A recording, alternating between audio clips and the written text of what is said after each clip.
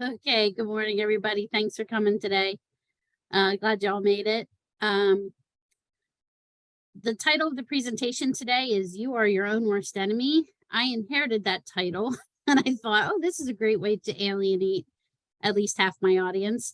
But the more I thought about it, the more I thought that, yeah, this is a great way to kind of approach cybersecurity from the user of the endpoint perspective, which I don't think we're very good at doing often. So let's get started with the presentation. If you have any questions, feel free to uh, unmute yourself. I think you can do that and shout out or type in the chat. I have chat open as well. So whatever you want to do to get reach me with a question, feel free to do so during the presentation, and also at the end of the presentation, I can also take questions. So what do we mean by this, you are your own worst enemy? Because inevitably we all make mistakes, whether that's in life in general or with technology. And so when it comes to cybersecurity, those mistakes can have obviously dire consequences for business continuity, and also for your personal life as well, if there are mistakes you've made online, personally or in the business, right? You're gonna sometimes have some things to deal with afterwards. So we're gonna try and cover some things that we can do to protect ourselves and our organizations. Cybersecurity professionals always kind of have a saying that, the users are the weakest link in our security, but cybersecurity professionals and IT professionals, they're users too. And we have to look at ourselves too. Are we configuring things properly? Do we have the right technical controls in place? Are we correctly identifying risk and mitigating them sufficiently? And I think a lot of times you assume people know what you know. So whether you're in IT or in cybersecurity, sometimes you forget that the end users might not know what we know. And we're probably not doing enough to train and raise awareness of the users at the endpoints. And I think because of that, because of the mistakes the end users might make, cybersecurity and IT professionals start to look at endpoint users as like enemies, or combatants, instead of looking them as potential allies, right? They're not just liabilities. They can actually be an important part of securing networks, data, and information infrastructure.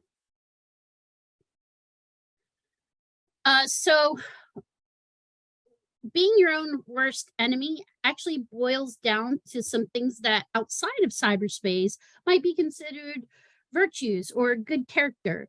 For example, you're trusting, you are compliant, you're nice, right? Those things all sound like positives, right? They all sound like things that you would aspire to be.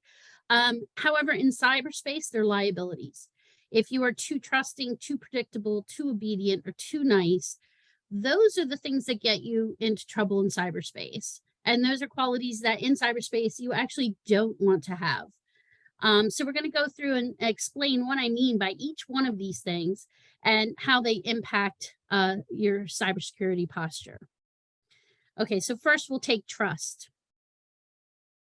Trust is what bad actors count on to exploit you. They count on the fact that you are going to trust them, that you are going to trust your email, that you're going to trust the website, that you're going to trust a call from IT. They count on your trust, and that's how they exploit you.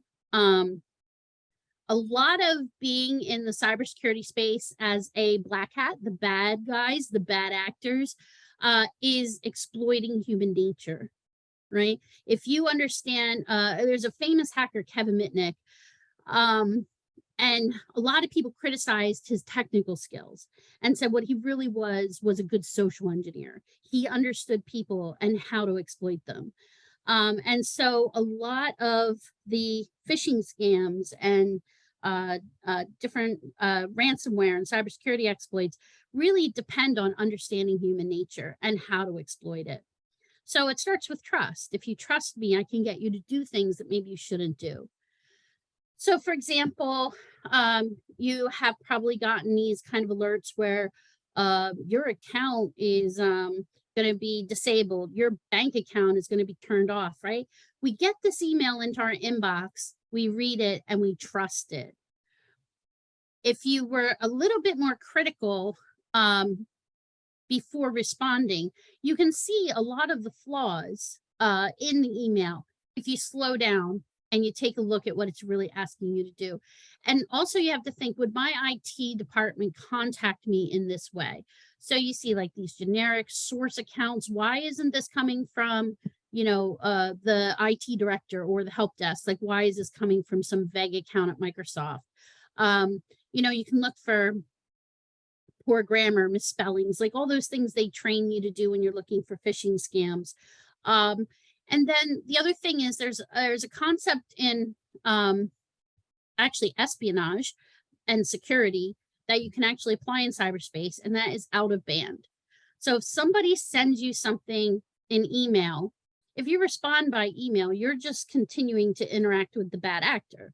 But if I pick up the phone and call IT and say, hey, did you guys send out alerts today about my Microsoft account being disabled or whatever? Or send it to an account you trust, right? Like somebody in the IT department or your help desk, your web ticketing email. If you don't just reply to this, if you do something out of band to confirm it first, right, you're shoring up your own security. You're verifying this information is true and not just trusting that it's true, right? That's where the trust comes in. Another thing is we kind of trust our monetary system. So let's talk a little bit about using debit cards versus Visa cards or credit cards online. And the thing is, your debit card can also be used as a Visa card. So debit versus credit, sometimes it's not really apparent right away what the difference is between the two, right? Because they both say Visa, they both have a Visa number. You can use them both as credit cards. However, you have to remember that debit cards are tied to cash. When you use a debit card online and you charge something as a credit card with a debit card, that money is immediately withdrawn from a bank account as cash.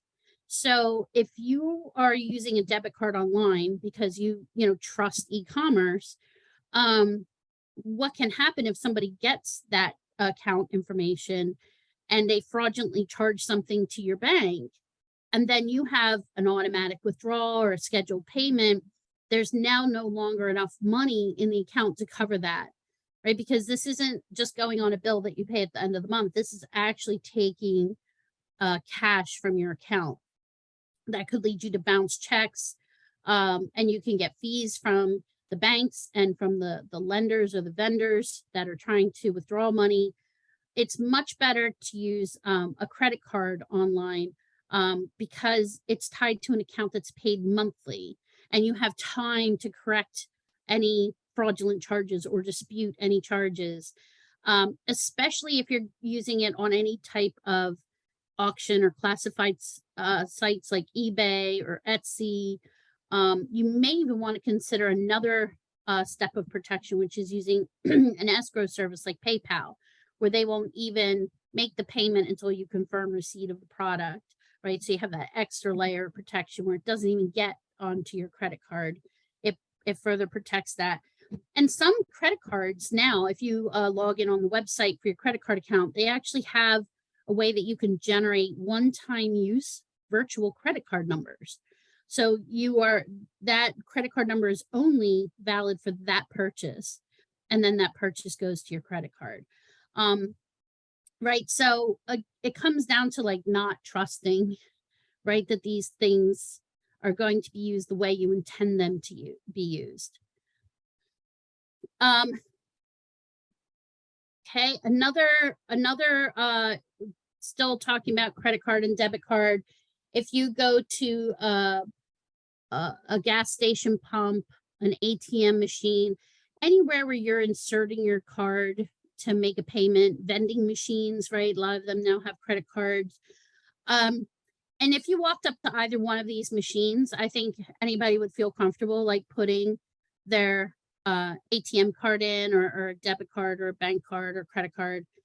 But if we look closely and compare the two pictures, you'll notice that this device on the right has where the card slot is, has a little bit of an extra plastic protruding from the ATM machine.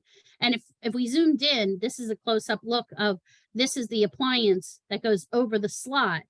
You can still put your card in, you can still do your withdrawal, but your PIN and your card number are all being swiped by this device when you put it into the machine.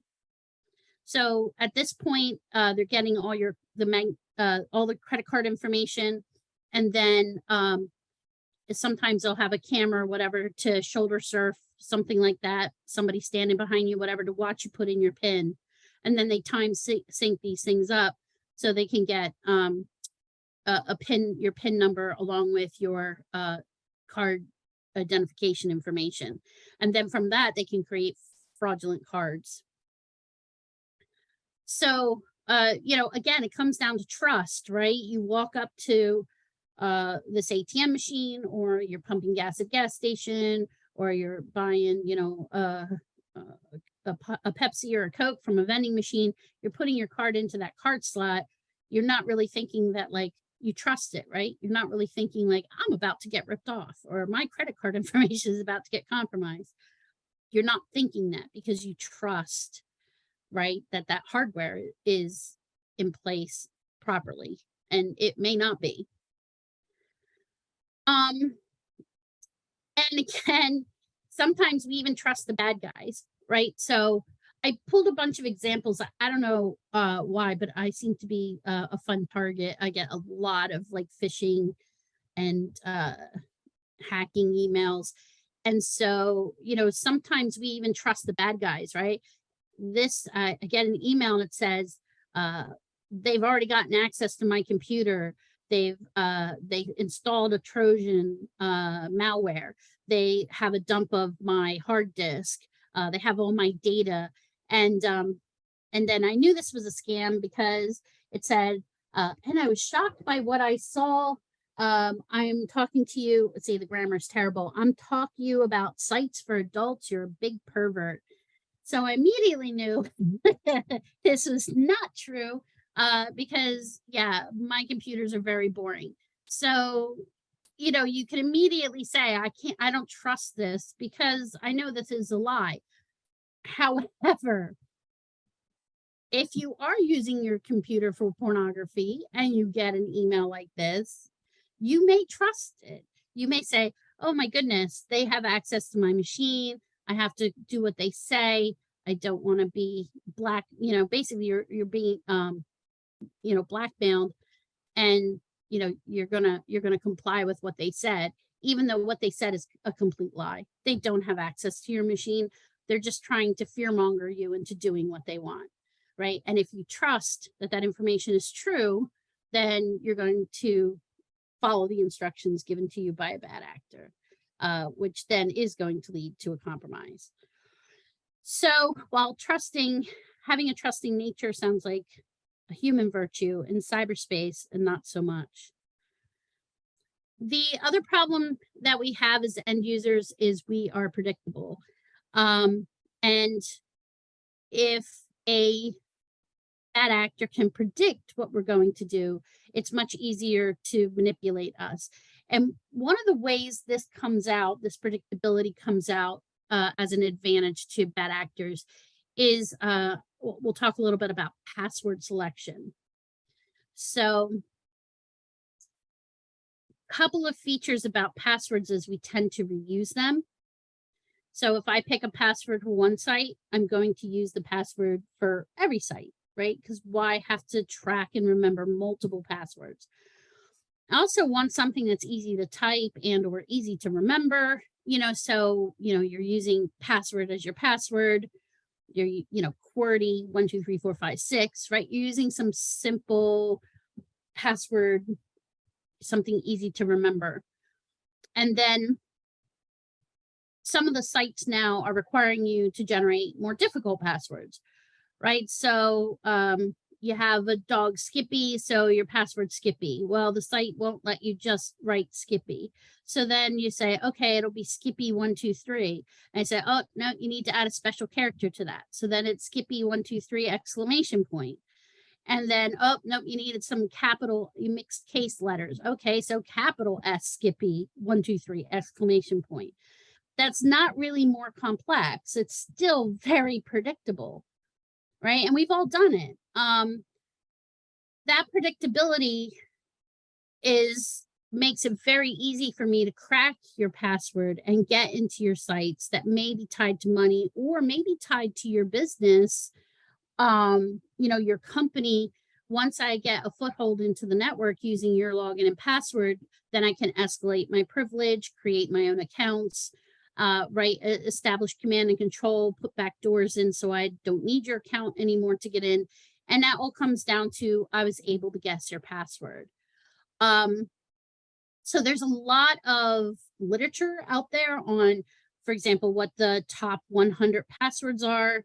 And so what bad guys will do is they will build a dictionary of all the most common passwords and some permutations of those, some variations of those, and use that as a dictionary to attack a password protected document or a login for a site. And there's a timing, like if you enter the wrong password 3 times within like 15 minutes or whatever, you'll lock your account out. So they only try 2 at a time and it takes days, but they'll spread out the attempts not to trigger the lockout. So you have here, I have some information on the slide. It just to show you how long it would take to crack passwords. So an 8-character password, which used to be pretty much the standard, even if you're using letters, numbers, uppercase, lowercase letters, and a symbols, yeah, those are like the punctuation marks and things like that. If it's 8 characters long, it's still only 39 minutes to crack. So we think, oh, because I'm adding that 1, 2, 3 and the exclamation point, hey, now I have a secure password. It still is only going to take about 39 minutes. But if you're doing something much longer, right? Like let's say you double the length and then do all the special characters and stuff. Now you've added, you're not at 92 billion years, you're not low hanging fruit anymore, right? You've created a situation where they're going to move on to an easier target. So you can, if you're doing passwords that are in the green, or I would even say the yellow, you're not being predictable anymore. You're making it hard for the bad actor to do their job. And you can just see it's not that hard necessarily to come up with a secure password. One of the things, instead of focusing on words as your password, focus on phrases.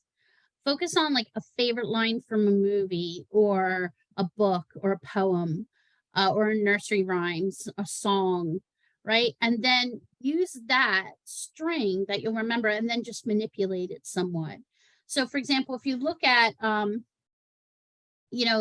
this longer password number and special characters, so you can just write, it is fun sometimes, right? And so that's a phrase, like maybe it's a phrase from a poem or a movie or something that you'll remember, or something your kids said, whatever. But you can just mix up some of the characters and, put an 3 instead of an E and a 0 for an O, $ for an S. And if you can just mix that up a little bit, you have a really strong password there. And again, you can use a longer phrase. It's not necessarily harder to remember because it's something that means something to you, it's significant to you. So it'll make it a little bit easier to remember. So it's not difficult to make long passwords that are secure and not predictable, even without having to write them down or use like a key pass. I get a lot of questions about, should I store all my passwords in a password management software. And so there's, two types. There's one where you store your passwords in the cloud, right, with some software as a service, and they have an application and you can store them in the cloud. And then there's some that are clients that you can install on your computer. The downside of storing them on the computer is if you're somewhere else, you won't have access to them. But the downside of storing them on the cloud is that they're in the cloud, right? They're on someone else's computer and not yours. So whichever fits your lifestyle, you can use the password management software, and then your passwords are encrypted, and it's one master password that gives you access to all your passwords. Now, that one master password should not be predictable. It should be a strong, very strong password, because with that password, you're accessing all your other passwords. And then also predictability. Bad actors know, and again, this goes back to phishing, that certain things trigger human beings to do certain things. So I know that if I say, you owe me money, or I've already charged you the money, and you're like, hey, that's not me, that's not a service, you're going to respond. So I have, I get these all the time. I got a statement and an invoice. I've got an Amazon confirmation. And that's really tricky, because if you're like, oh, I've never been to Geek Squad, but I just ordered something from Amazon, right? And says, oh, your package is going to be delivered tomorrow. And, if there's any problems, you can respond to this. And so your first instinct is just hit reply or call the number. Same way with this Geek Squad receipt. You're like, I didn't go to Geek Squad. Why are they charging me $349.99? And so what you're finding with some of these is there's still links to click on some of them to get you to go to a site, put in information so customer service can help you. But they're getting wise to people learning not to click on links. And so now they're starting to include phone numbers, and then somebody on the other end is going to kind of bully you, and they might know something about you that makes you think it's legit, but it's not.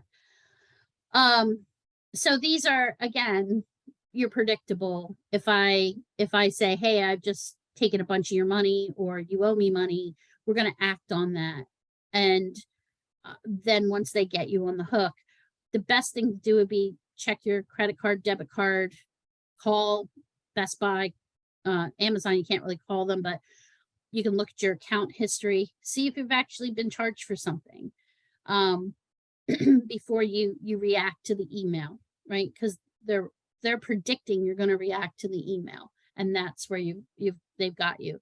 And these I don't know how many of you've gotten these lately, but this fake invoice receipt scam has really upticked lately. It's become very popular, and they're using different methods of getting you to reply in order to increase their return, right? They're doing a lot of work for this. They want the best return on investment they can get. So they're using these these other call this number instead of, click this link, because they know users are learning not to do that. Okay, and so another thing that bad actors exploit is the fact that we tend to be obedient. We obey. We've learned since we were very, very little to obey authority, whether they're parents, teachers, our bosses, doctors, government, religious leaders. We've learned since we were little, don't touch the stove, you'll get burnt, that sort of thing. So we learn to listen and obey. Doctor says, take this medicine or you're going to die. We take the medicine. So this is normally a good thing, but it's an exploitable trait in humans. And so we do what we're told, and we've had that reinforced by our experience, because when we don't listen, bad things happen.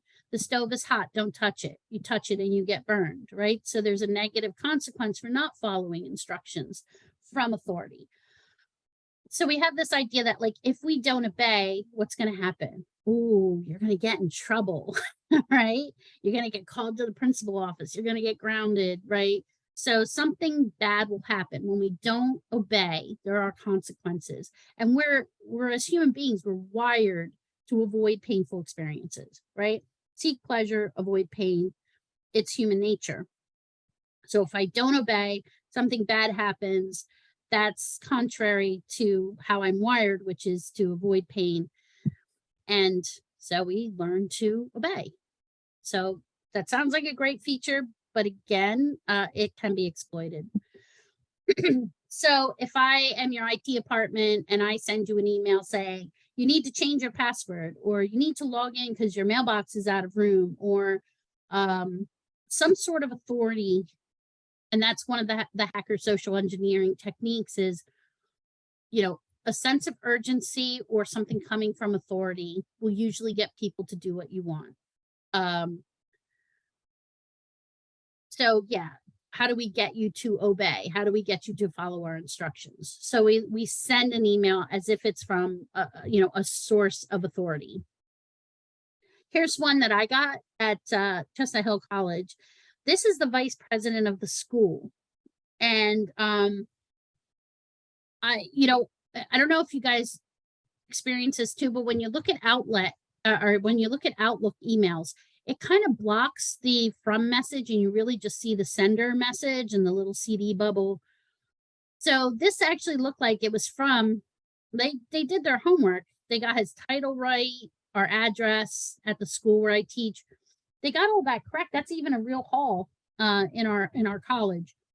So they send this email and there's no like click on links or whatever. Just send me your text number that I can use to reach you now. They almost got me. I hit reply. I saw the Gmail and I was like, no. But it's very convincing email. Another one they sent was I need you to get a Google Play gift card from the store. I will reimburse you when I get back to the office. I needed to send it to someone, and it's very important because I'm still in a meeting and I need to get it sent as soon as possible. Today's my best friend's son's birthday. So if I was closer to this person, that might be believable. But my first thought is, why is the vice president of the college asking me to go buy him a Google gift card for his best friend's son's birthday? Right. But your first instinct is, oh, that's the VP, that's the boss. Like, run out and go get a gift card right now. And you really have to be more critical. You have to be willing to not obey. You have to be willing to say, like, no, I'm not going to do that. Let me look at this a little bit closer. Right. And it's a hard thing to do because instinct tells you, hey, that's from the VP. Go get it done. Keep your job. I don't have tenure, so they can let me go easy.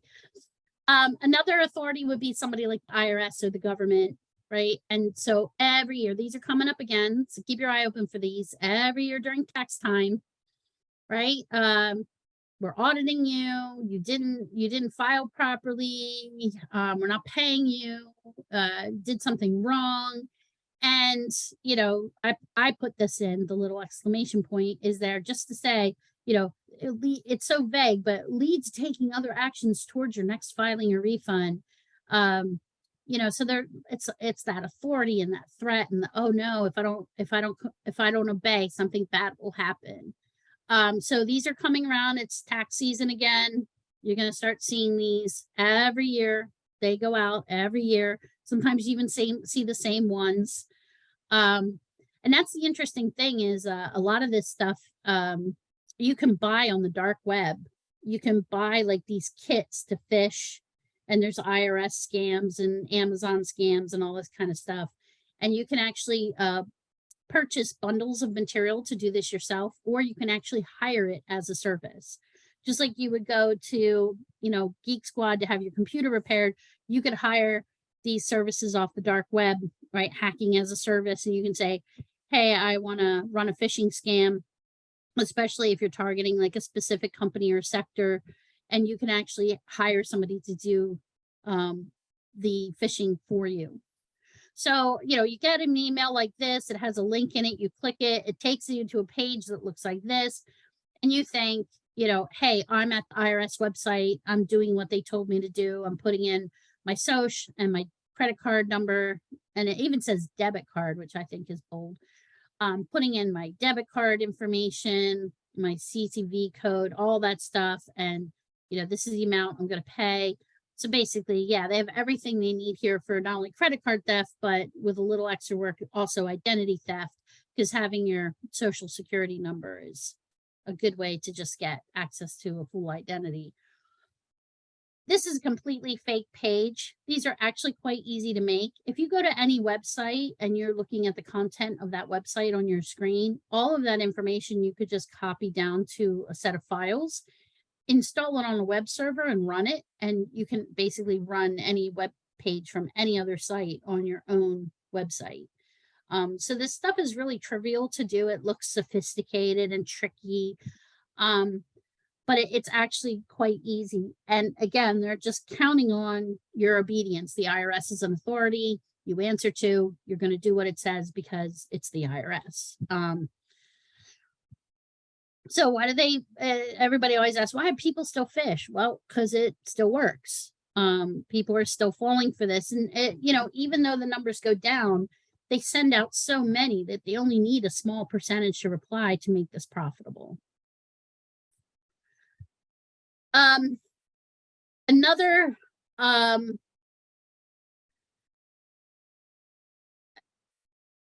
This is the being nice section here. I don't know how many times somebody has gone through a parking lot, through a building on campus, and you've seen somebody has like lost a flash drive. People leave them in computers all the time. So you go to the computer center and there's a flash drive in there. Teachers leave them behind all the time. We're teaching class, we take a flash drive with our presentation on it, we forget the flash drive. So it's quite common for people to pick these up. And one of the things in cybersecurity awareness training is we tell users, if you find a lost flash drive, do not put it in a computer, because you have no idea what's on that. And a typical kind of bad actor thing to do is to drop flash drives like this in a parking lot outside of a building where you want to target, for example, intellectual property. Like, let's say you work for Pfizer or Merck or one of the pharmaceutical companies. If you don't have secure parking, right, then I can just go in the lot and I can just scatter flash drives about. Somebody's bound to pick one up, take it into the office and plug it into a computer. And then when I have this code on that flash drive that's going to run, and it's going to give me access to that network, right, to that company's network, and run malware, plant backdoors, rootkits, that sort of thing. So in cybersecurity training, we often tell people, don't pick these up, don't put them in your computer. If you're going to pick them up, turn them into lost and found, but don't connect them to anything.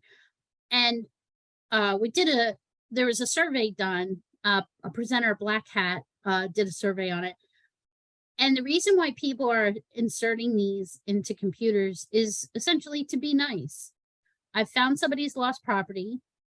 I take it to my computer, I plug it in, and I look and I try and see if I can identify who the owner, right, of this flash drive is, so I can return it, right? It's totally good intention, totally being nice, and it's 100% the wrong thing to do.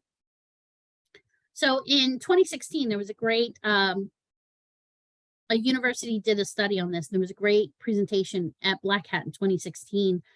And this had already been on Mr. Robot, if anybody watched the show. So, I mean, this information is already kind of in the public domain. So you would expect you wouldn't catch many people doing this, that people understood these things weren't safe. But again, people are trying to be nice. So even as far as 2016, they're still finding that 45% of the users finding one of these in a parking lot or scattered around a building or whatever would attach them to a computer and look at files. And when asked why, 68% of them said trying to find the owner, trying to be nice, trying to get it back to the owner of the device. That was followed by just curiosity about what was on there, and then a bunch of other reasons, and some not specified what the other reason were. Some just want to wipe the data off it and use it. So, you could have people who just want to use the flash drive for their own purpose. But, close to 70% of people are plugging these things in because they're trying to do a good deed. They're trying to do a nice thing. And again, the bad actors are counting on the fact that you're going to be nice. And that's what's going to get you in trouble. Another one is GoFundMe's and other crowdsourcing. Again, people are counting on you being nice. That's how they get access to data. That's how they get access to your money, is they're counting on you being nice. So it wasn't too long ago, there was a couple years ago, there was a scam where this homeless man gave this couple money for gas when they ran out of gas, and then they wanted to pay him back, and so they did this fundraiser for him, and they raised quite a lot of money. They had a $10,000 goal, and it turned out the entire story was fabricated. None of it was true. It was all set up so that they could make money and share it. It wasn't a legitimate fundraiser. There's people who have faked having cancer and getting money for medical treatment through these GoFundMe sites and crowdsourcing site. And it's really sad, because then you have to be suspicious. And so the people that legitimately need help, right, they're looked at with the same suspicion, because these bad actors have kind of spoiled it for us to be nice. There are a lot of recommendations that if you want to help somebody you see on a GoFundMe site, if they're looking for money for medical bills, that you pay the hospital directly, or you gather more information, you try and verify it's true before you follow through and help and be nice. So unfortunately, there are people out there who take advantage of people's goodwill, and it's sad to say, but you do have to be a little cautious. So what are our takeaways from today? It's terrible. They're terrible takeaways. But remember, cyberspace is not real space. Virtues in the real world translate to weaknesses in cyberspace, but that doesn't mean you have to be mean in the real world, right? This is just cyberspace rules. The rules change in cyberspace. Don't be trusting. Don't be predictable. Don't be obedient. Don't be nice.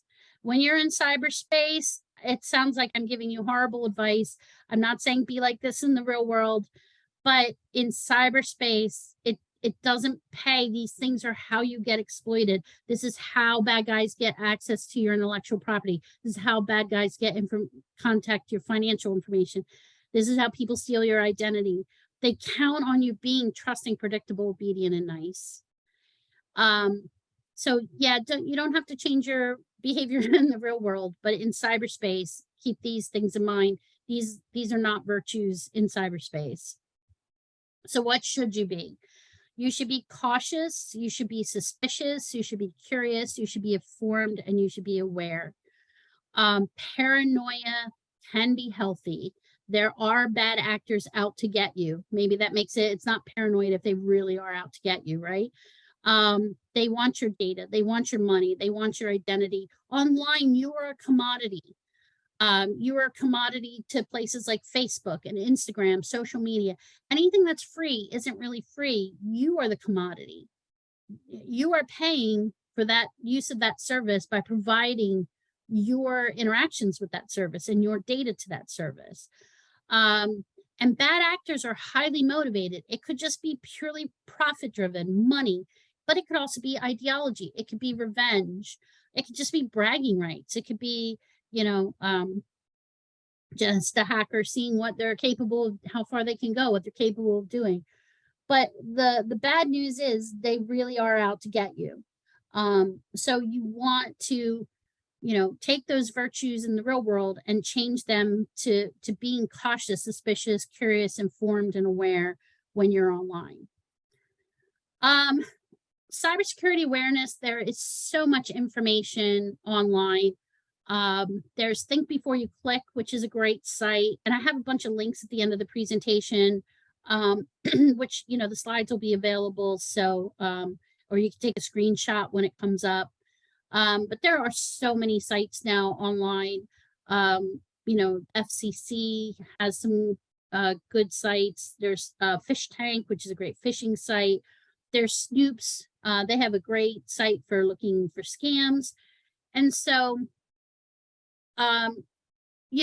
there's, protecting yourself online, backing up your data, not giving away too much information, making sure your devices are updated, making sure you have antivirus, like all those things that you can do to protect yourself. Checking URLs, learning to spot phishing scams. There's a lot of this, using a long, unique password. Those are all things that, if you go to any cybersecurity awareness site, you're going to find all these great tips for how to better secure yourself online. Probably another part of human nature is fear, that when we make mistakes, we are afraid to admit it. It's uncomfortable. And if it's on the workplace, we may worry about getting fired. Right? Yeah, I went to the cybersecurity awareness training last month, and yeah, you guys said don't put flash drives into computers. And yeah, in the parking lot this morning, I found one and I brought it to work and I put it in the computer. That's a painful thing to have to go to IT and admit. But not reporting your mistakes to IT can make them so much worse, right? Because if that's an advanced persistent threat that now it's living in your network and it's moving from machine to machine, there's some reports in cybersecurity that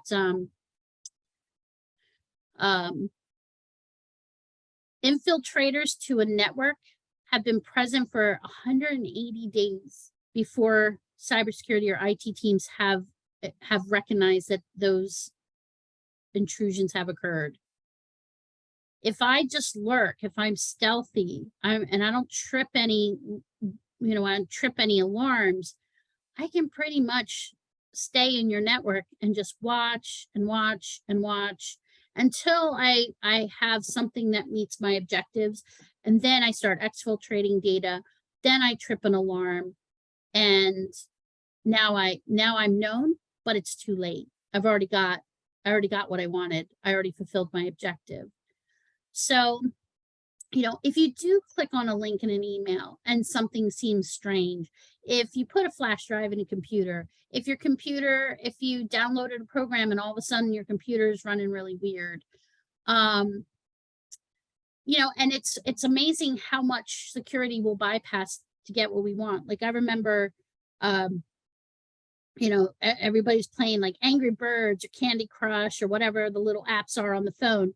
And when you install them, you have a screen comes up and it says, this software needs access to your contact list, your camera, your your text messages, and there's like a list of like 20 things that Candy Crush is going to access on my phone. None of them have anything to do with playing that game. And so what do users do? They say, oh, that's too much. Like there's no need for that. I'm going to cancel this installation. No, what they do is they click, okay, sure, you can have access to all those things because I really want to play this, Angry Birds game everybody's talking about. It's hard. And then you notice now certain apps on your phone won't open. Your phone is running really slow, right? Or people turn off, install only signed programs. Oh, turn that off because I can't install this, one-off weird application. So now your phone's running really slow. It's warm. It turns on when you're not touching it, like all this weird behavior. And you're like, oh, I can't report this to IT. I can't tell that what I did. And that just makes things so much worse. Like that can put your entire business at risk. One thing I will say to companies that are doing cybersecurity awareness training is you have to make that reporting to you have to make that reporting to IT consequence free. You can't say, oh, now we're gonna fire you. Reporting it is the right thing to do. You need to reward that if it's okay if you say, okay, well, look, we're going to do retraining with you or something to reinforce that you shouldn't have done that in the first place. But you can't have these dire consequences, because people are going to avoid that consequence by not reporting. So you want to encourage people to report, even if they did something wrong. But at least not reporting it compounds the mistake and can make the consequences much more dire. Okay, so these are the sites that I promised you. Like I said, these slides will be available. I think this is being recorded. You can do a quick screen capture or photo with your phone. You can just Google some of them. They're really easy to find. Stay Safe Online is a great one. Stop Think Connect is a good one. Snoops is great for checking out and see if things are scams. FDIC has a great consumer protection ID theft site. FTC has a consumer website, all kinds of things, especially like I'm a big proponent of the Protecting Kids Online. When I was in law enforcement, I worked a lot of child pornography and pedophile cases where they groomed kids online. So being involved in what your kids are doing online and that's on their phone, on the internet, and on gaming consoles is really important because, you know, there are predators out there. So that stuff's good to get up to speed on if you have kids. There's also some government, DHS has some great cybersecurity awareness training stuff. And also the new agency for cybersecurity, the CISA.gov, has some great stuff on their site. I didn't include them, but if you go to the DHS, it'll point you over to CISA for a lot of stuff now anyway. So hopefully I gave you guys all enough time to grab that. If not, it'll be available. I just want to, my last slide, just thank you all for coming today. Thank you for your attention. I hope I put something in there that's useful to you or gets you thinking. This is my email address is Buck. So if anybody wants to reach out for me, feel free to go ahead and get a hold of me through email. So I'll go back to this screen because that's the important information. Okay, so a couple things in the chat. You're welcome. No problem with the late start. I hope you guys are okay with me going a little long. Yeah, if there's any questions, now would be a great time. I don't see anything in the chat. Yeah, Twitter, Facebook, Instagram, all those, you know, WhatsApp, WeChat, Telegram, especially stuff like WeChat, Telegram, because they're not US-based companies. So, you know, they're being mined. But Google does a pretty good job mining too. So, yeah, all those social media sites, they're counting on you trusting them. So there we go. And giving them your information because you are the commodity for those. So be careful what you share. Anything else? Any questions? All right, guys. Well, good luck with your seminar. And again, you have an email address here if you want to reach out for me. I'm happy to answer any questions. There's some great cybersecurity programs at Bucks, both credit and non-credit. So, you know, if you want to learn more, there's some really great courses, and you can pursue more information and even certifications in this area. But it was great talking to you all. I hope you have a great day. Thanks. Thank you, Pam.